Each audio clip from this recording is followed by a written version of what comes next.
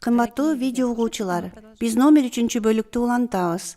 Ал жерде биз онлайн платформалар жана төлөм чечимдери жөнүндө сүйлөшөбүз. Бүгүн номер 2-сабакта биз Кыргызстандын онлайн платформалары жөнүндө сүйлөшөбүз. Бул видео сабакта биз Кыргызстандын онлайн платформалары жөнүндө сүйлөшөбүз жана дароо шарттуу түрдө 2 категорияга бөлөбүз. Биринчиси бул маркетплейстер. Бул сатып алуучулар жана сатуучулар үчүн соода аянтчасы. Алар онлайн төлөө жана жеткирүүнү тарифдөө мүмкүнчүлүгү бар соода аянтчалары. Экинчиси биз жарыялоо такталары жөнүндө сүйлөшөбүз. Бул контенттин сапатына катуу талап жок жана буйрутманы онлайн төлөө жана тарифдөө мүмкүнчүлүгү жок жарыялоолор. Кыргызстандын маркетплейстери. Кыргызстанда кандай маркетплейстер бар? Биз 4 маркетплейсти белгилесек болот. Бул Shopix, Stores, Светофор жана Wildberries. Экранда силер ушул маркетплейстердин ар биринин юридикалык формаларын көрүп жатасыздар. Директору ким, негизделген датасы, ошондой эле сайты. Келгиле ушул 4 маркетплейсти карап чыгалы.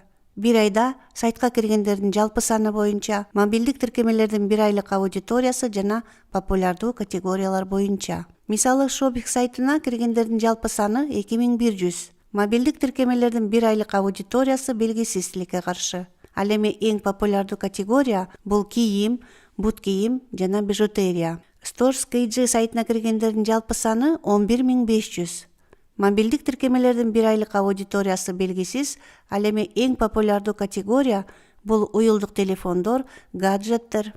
Светофор маркетплейси сайтына бир айда киргендердин жалпы саны 280 000 киши. Мобилдик тиркемелердин бир айлык аудиториясы 100 000 киши. Ал эми эң популярдуу категория бул уюлдук телефондор, электроника, тиричилик техникасы жана косметика. Wildberries KG маркетплейсинин сайтына бир айда киргендердин жалпы саны 618 000 киши. Бул Кыргызстан гана боюнча. Wildberries боюнча бардыгы айына 345 миллион киши кирген. Мобилдик тиркемелердин бир айлык аудиториясы белгисиз жана эң популярдуу категория бул кийим, бут кийим, электроника, косметика, бакча жана ден соолук үчүн товарлар.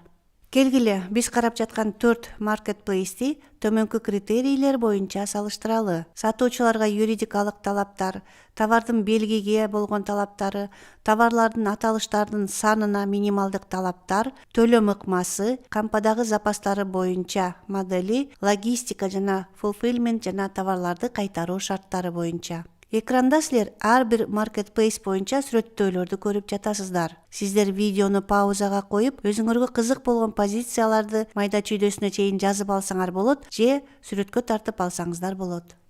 Эми Кыргызстандагы жарыялоо такталары жөнүндө сүйлөшөбүз. Жарыялоону кулактандырууду деп да айтса болот.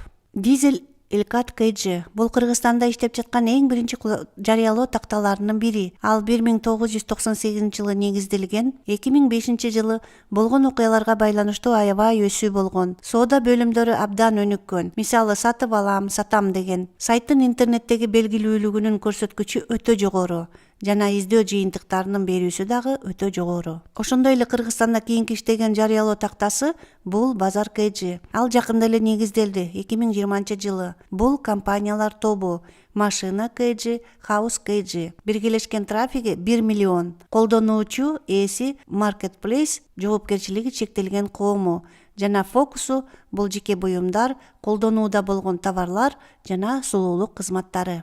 Кийинки жарыялоо тактасы бул Доска KG. 2006 жылы негизделген. Ээлик кылуучу Акипресс маалыматтык агентствосы. Фокусу жеке буюмдар, кыймылсыз мүлк, бардыгы үй үчүн.